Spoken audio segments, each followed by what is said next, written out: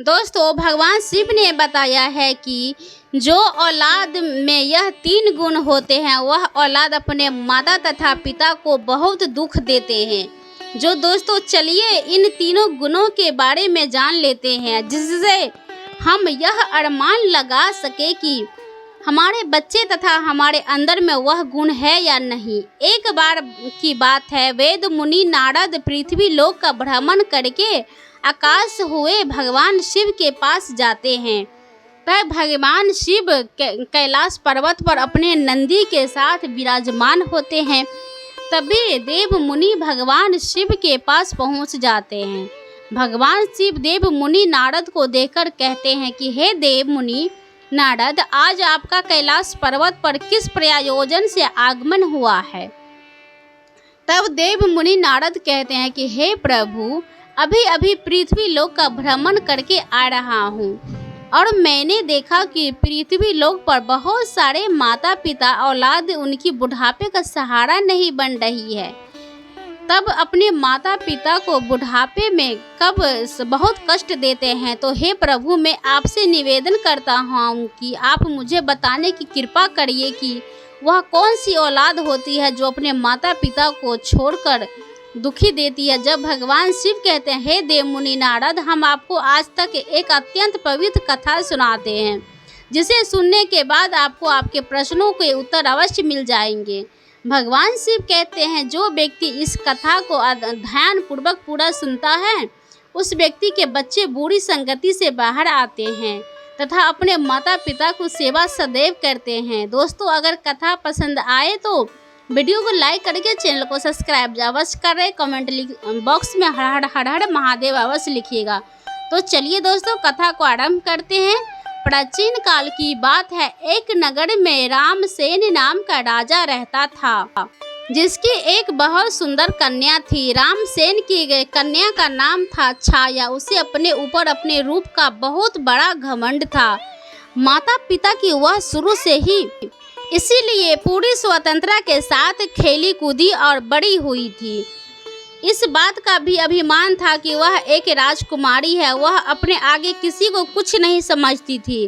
चलते फिरते लोगों को अपमान करती रहती थी। भगवान शिव कहते हैं कि हर देव मुनि नारद, हर व्यक्ति का बेटा हो या बेटी जरूरत से अधिक स्वतंत्रता उन्हें बिल्कुल बिगाड़ देती है और उन्हें बिगाड़ने में सबसे बड़ा योगदान उनके माता पिता का ही रहता है। बच्चे यदि मनमानी करने लगे तो माँ बाप को उनकी तरफदारी नहीं करनी चाहिए, बल्कि उनकी गलती पर उन्हें समझाना चाहिए। ज़रूरत पड़े तो डांट फटकार भी लगानी चाहिए और बच्चे भी अपनी बात पर कभी मानेंगे भी नहीं। जब आपने बचपन में समझाया होगा, उनकी हर एक गलती विधि पर नज़र रखी होगी, उन्हें आदर्श का पाठ पढ़ाया होगा, उन्हें संस्कारों से सींचा होगा। माता पिता का ऐसे औलाद के बड़े होने पर उन्हें दंडित करने पर भी नहीं सुधार सकते हैं, तो आपका समझना भी उनको तीर की बाण भी भांति चुभेगी। वह आपके वश से बाहर हो जाएंगे। भगवान शिव आगे कहते हैं कि देव मुनि नारद, राजा महासेन की कन्या के लिए जो भी रिश्ता आता था वह अपने दृष्टि भाव के चलते वह उसे लौटा देती थी। उसके लिए न जाने कितने रिश्ते आए और उसके सबसे अपमानित करके उनकी हंसी उड़ाते हुए वहां से वापस कर देती थी। राजा भी की बेटी इन हरकतों से बहुत परेशान हो चुका था। एक दिन राजा ने बेटी छाया के लिए अपने राज्य में एक स्वयंवर आयोजन किया। कई जगहों के राजकुमार राजा महाराजा स्वयंवर में भाग लेने के लिए आए। सारे राजा महाराजा आकर अपने अपने आसन पे बैठ गए। उधर राजकुमारी छाया हाथ में माला लेकर अपनी सहेलियों के साथ राज दरबार में जा रही थी। छाया अपनी सुंदरता के घमंड में भरी हुई थी। सभी राजकुमारों को गौर से देखती हुई आगे को बढ़ने लगा। जिस भी राजकुमार के सामने पहुंचती थी उसी की किसी न किसी बात पर खिल्ली उड़ाती और आगे बढ़ जाती थी। सभा के बीच राजकुमारी की बातें से अपमानित होकर वह राजकुमार राजसभा से उठकर चले जाते हैं। राजकुमारी एक मोटे से राजकुमार के सामने पहुंचती उस मोटे राजकुमार की हंसी उड़ाती हुई अपनी सहेलियों से बोली, हे सहेली, देखो इन महाशय को, इतना शरीर कैसा लग रहा है, जैसे किसी ने आटे का बोरा रख दिया हो। उसके शरीर की बनावट पर वह काफ़ी देर तक हंसी उड़ाती रही। वह राजकुमार राजकुमारी की बातें से लज्जित होकर दरबार से चला गया। इसी तरह से राजकुमारी फिर अगले राजकुमार के पास पहुंच गई।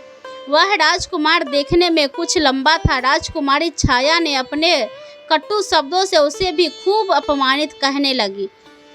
देखो सहेली, यह तो कोई खंभा नाखून पड़ रहा है, इसे तो किसी चारों पर खड़ा करके इसके ऊपर महल बना देनी चाहिए। राजकुमार अब शब्दों से पीड़ित होकर वह भी मुंह बनाता हुआ वहां से चला गया।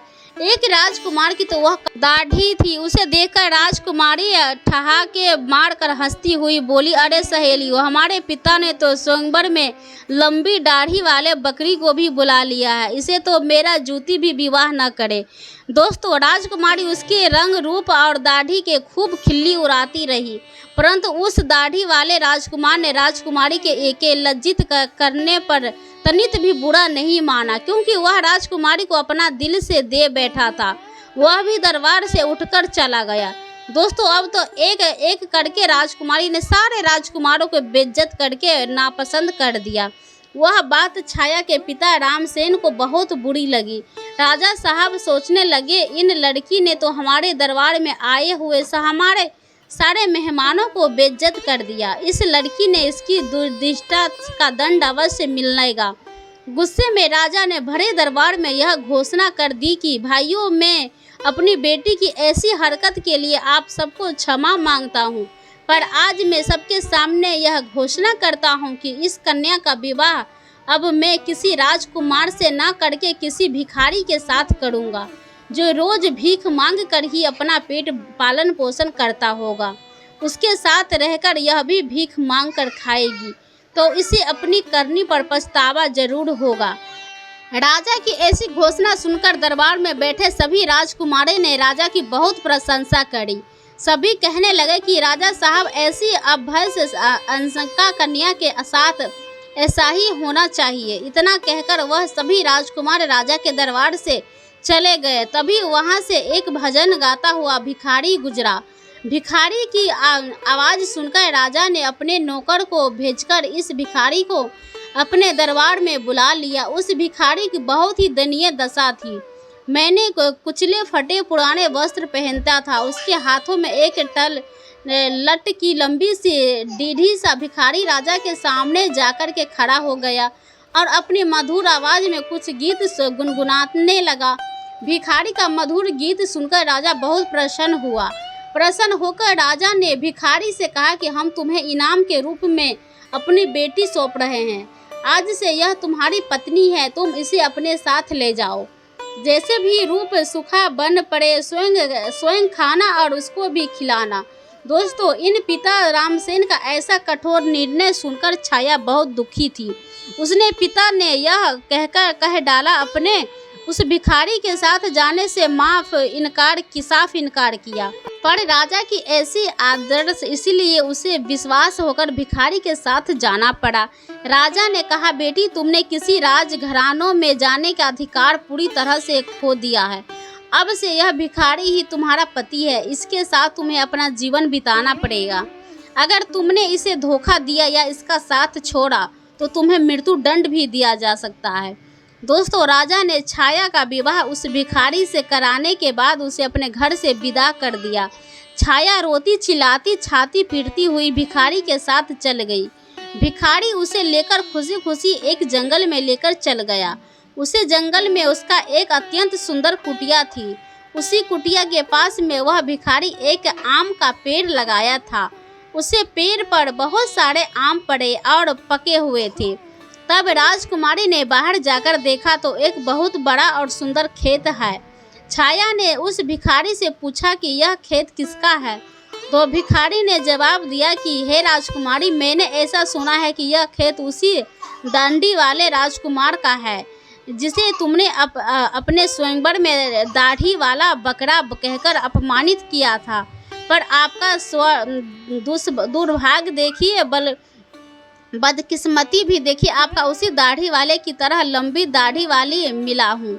अगर तुम उस दाढ़ी वाले का विवाह कर लेती तो आज इस खेत की तुम स्वयं मालकिन होती, पर पछताने से कोई फायदा नहीं है। अब तो तुम्हें मुझे जैसे भिखारी के साथ ही जिंदगी भर करना होगा। दोस्तों, फिर कुछ देर दूर आगे चलने पर राजकुमारी छाया को सुंदर फल फूले से लदा हुआ एक बाग दिखाई दिया। छाया ने कहा, थोड़ी देर इस बाग में ठहर विश्राम कर लेते हैं। यह बाग किसका है? बड़ा ही सुंदर। और भिखारी ने उत्तर दिया, राजकुमारी जी, यह बाग भी उसी दाढ़ी वाले बकरे का है जिसका तुमने अपमान किया था। इसीलिए अति शीघ्र विश्राम करके यहाँ से निकल चलो, वरना वह दाढ़ी वाले राजकुमार को पता चल गया तो वह हमें अपमानित करके भगा देगा। सोचो, अगर तुम उसके विवाह कर लेती तो तुम्हारा होता, तुम भिखारी के साथ तुम्हें नहीं आना पड़ता, पर तुम्हारा घमंड ही तुम्हें यहाँ ले आया है। अब दोनों भगवान शिव देव मुनि नारद से कहते हैं। इस प्रकार वह बातें करते हुए दोनों आगे को बढ़ते हुए चले गए। कुछ दूर आगे जाने पर वह एक बहुत सुंदर नगर में पहुँचते। ऐसा लग रहा था जैसे वह नगर किसी राजा की राजधानी हो। छाया ने पूछा, यह नगर किस राजा का है? भिखारी ने उत्तर दिया कि यह प्रिय नगर मेरी नज़र से तो एक राजा का है, पर आपकी नज़र से यह नगर उसी दाढ़ी वाले एक बकरे का है जिसे तुमने भरी सभा में बेइज्जत किया था। सोचो, अगर तुमने उससे शादी कर ली होती तो तुम इस नगर की रानी होती।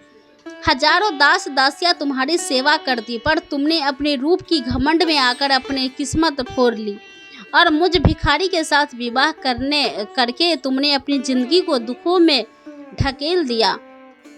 पर अब क्या हो सकता है, जो होना था सो हो गया।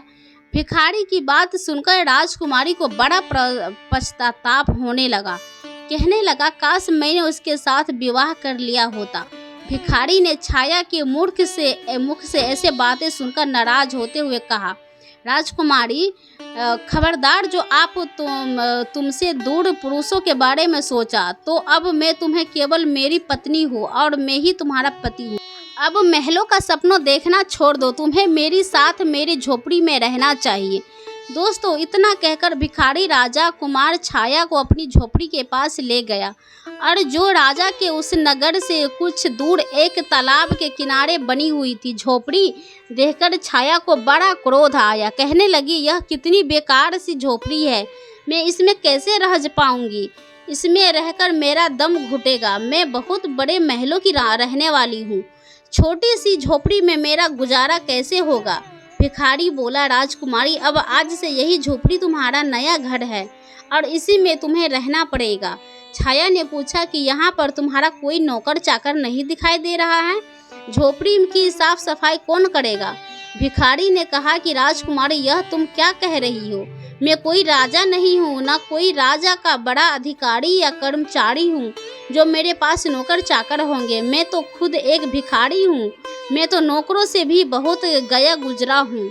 झोपड़ी का सारा काम अब तुम्हें और मुझे ही करना है। चलो, अब तुम पहले झोपड़ी की साफ सफाई करो, फिर मेरे लिए खाना बनाओ, मुझे बहुत भूख लगी है। चलते चलते मैं थक चुका हूँ। तब भगवान शिवदेव नारद से कहते हैं कि छाया को भोजन बनाना तो आता नहीं है, इसीलिए भिखारी और राजकुमारी ने मिलकर उल्टा सीधा खाना बनाया और खाकर दोनों सो गए। दूसरे दिन भिखारी ने राजकुमार को जगाया और यह सारा काम करने को कहा। राजकुमारी पूरे दिन काम करती रह गई और भिखारी की डांट फटकार सुनती रही। 2-4 दिन इसी तरह बीत गया। घर में जो कुछ खाने को था वह भी खत्म हो गया। भिखारी बोला, प्रिय, अब खाने को तो कुछ बचा भी नहीं है। जो कुछ मैं मांग कर रखा था वह सब खत्म हो चुका है। आगे के जीवन चलाने के लिए हमें कुछ काम करना पड़ेगा। एक काम करो, मैं तुम्हें इस आम के पेड़ से आम तोड़कर टोकरी में भर कर दे दूंगा। तुम उस आम को बाजार में ले जाकर बेचकर आना। राजकुमारी ने आश्चर्य से कहा, मैं आम बाजार में बेचने जाऊंगी? अगर मुझे किसी ने आम बेचते देख पहचान लिया तो वह मेरी बहुत हंसी उड़ाएंगे, मुझे बहुत शर्म आएगी। भिखारी बोला, काहे की शर्म? अब तो तुम रानी नहीं हो, तुम एक भिखारी की पत्नी हो, शर्म तो तुम्हें तब लगनी चाहिए तुम उस दाढ़ी वाले की पत्नी होती और वह तुम्हें बाजार में आम बेचने को कहता। अब अगर शर्म ही आती है तो फिर भूखी मरो। दोस्तों, मजदूर होकर राजकुमारी बाजार में आम बेचने चली गई। एक सड़क किनारे आम रखकर बैठ जाती है और दिन भर आम बेचती रहती है। धीरे धीरे उसके आम खूब बिकने लगा। एक दिन की बात है, जब राजकुमारी छाया सड़क पर बैठी आम बेच रही थी, तभी वहां पर एक राजा का मंत्री आता है और वहां उसने लात मारकर उसके सारे आम इधर उधर फैला देता है और बोलता है, खबरदार, जो रास्ते घेर कर आम लगाए तो। उसके बहुत सारे आम फूट गए थे और उसका बहुत नुकसान हो गया था। राजकुमारी को बड़ा दुख हुआ। उसने सारी बातें झोपड़ी में आकर भिखारी को बताई कि आज एक राजा के सिपाही ने उसके आम पर लात मारकर फोड़ डाले। भिखारी ने कहा, तुम बिल्कुल पागल हो, अगर तुम बीच रास्ते घेरकर दुकान लगाओगी तो सिपाही तो आम फोड़ेंगे ही। तुम्हारी वजह से राहगीरों को वहां से निकलने में तकलीफ हो रही होगी। अब तुमसे यह भी काम ठीक से नहीं होगा। तुम्हें कोई काम बताओ तो तुमसे ठीक से होता ही नहीं है। अब मैं जा रहा हूँ और तुम्हारे लिए कोई और आम तलाश कर लाऊंगा। भिखारी गया और राजा के एक बड़े अधिकारी के यहाँ रसों का काम तलाश आया और छाया से कहा कि मैंने तुम्हारे काम की व्यवस्था कर दी है। कल से तुम राज्य कर्मचारी की रसोई में जा करोगी और वहाँ से रसोई के साथ मिलकर खाना बनाना। वहाँ से हमें खाने के लिए अच्छा भोजन भी मिलता रहेगा। दोस्तों, भगवान शिवदेव मुनि नारद से कहते हैं कि इस प्रकार घमंडी राजकुमारी रसोई की मददगार बनके काम करने लगी। वह सुबह से शाम तक रसोई के साथ मिलकर काम करती और रात को बचा हुआ खाना अपने घर ले आती। इसी तरह से दोनों की जिंदगी अब कुछ सुकून से कटने लगी। एक दिन की बात है, छाया रसोई में काम कर रही थी। तभी उसने खिड़की से झांक कर देखा तो वहां राजा के महल में कुछ उत्सव होने वाला था। पूरा राजमहल सजाया हुआ था। बड़े बड़े मेहमान आ रहे थे। नौकर चाकर उनका स्वागत कर रहे थे। महल में बड़ी धूमधाम थी। राजकुमारी वह सब देखकर अपनी किस्मत को कोस रही थी। अपनी किस्मत पर आंसू बहा रही थी और सोच रही थी कि काश मैं भी इतनी घमंडी नहीं होती तो मुझे यह दिन देखने को नहीं मिलता। वह वहाँ खड़ी खड़ी सोच ही रही थी, तब वहाँ दो दासियाँ आती है और कुछ खाने का सामान उसकी टोकरी में रखकर चली जाती है। राजकुमारी टोकरी को लेकर अपने घर को लौटती है। अभी वह दरवाजे से निकल ही थी, तभी सामने से एक राजसी पोशाक पहनने की पुरुष ने आकर उसे रोक लिया। देखने में वह वहाँ का राजा महाराजा मालूम पड़ रहा था। राजकुमारी ने जब उसके चेहरे को देखा तो वह डर के मारे कांपने लगी, क्योंकि वह राजा वही दाढ़ी वाला था जिसको छाया ने अपने यहाँ दाढ़ी वाला बकरा कहकर अपमानित किया था। राजा ने राजकुमारी से कुछ नहीं कहा, बल्कि वह उसे उसका हाथ पकड़कर दरबार में लेकर पहुंचा, जहां तमाम मेहमान लोग बैठे हुए थे। वहां की भव्यता को देखकर घबराहट में राजकुमारी के हाथों पैर कांपने लगे। उसके हाथों से टोकरी छूटकर जमीन पर गिर पड़ी। टोकरी में रखा हुआ खाना जमीन पर गिरकर इधर उधर बिखर गया। राजकुमारी बहुत उदास हो गई। दरबार में बैठे हुए मेहमानों को यह देखकर जोर जोर से हंसने पड़े। अपने ऊपर सबको हंसता देखकर छाया घूंघट में मरी जा रही थी। उसे ऐसा लग रहा था कि अभी धरती फट जाए और मैं उसमें समा जाऊं। उसने राजा से अपना हाथ छुड़ाया और वहां से भाग जाना चाहती थी। राजा ने उसे रोकते हुए कहा, राजकुमारी घबराओ मत, तुम्हारे साथ कोई अभद्रता का व्यवहार नहीं होगा, बल्कि तुम्हें मैं यहाँ सम्मानित करने के लिए लाया हूँ।